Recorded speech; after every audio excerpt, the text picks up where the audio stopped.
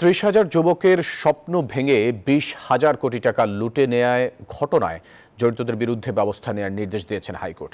আগামী 7 দিনের মধ্যে সংশ্লিষ্টদের সঙ্গে কথা বলে আদালতকে জানাতে বলা হয়েছে। এর আগে মালয়েশিয়ায় শ্রমিক পাঠানো নামে অর্থের নয়-ছয় করা জড়িতদের বিরুদ্ধে ব্যবস্থা নিতে হাইকোর্টে রিট করেন অ্যাডভোকেট তানভীর আহমেদ।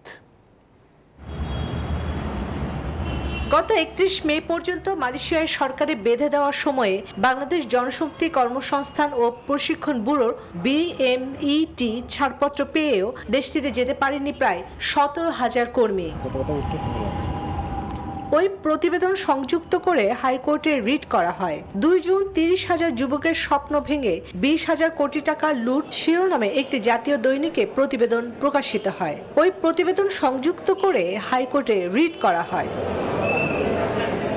30 জুন ওই রিট আবেদনের উপর শুনানি হয়। বিচারপতি মোস্তফা জামাল ইসলাম ও বিচারপতি SM মাসুদ হোসেন দোলনের হাইকোর্ট বেঞ্চ ঘটনার জড়িতদের বিরুদ্ধে ব্যবস্থা নিতে আদেশ দেন।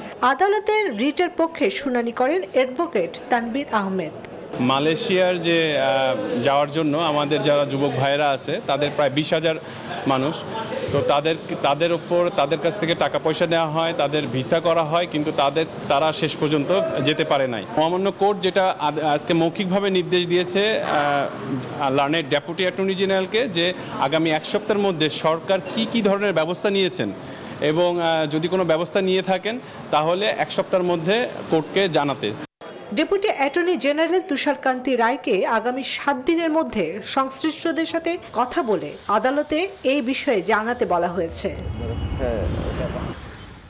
চন্দ্রা, নিউজ 24।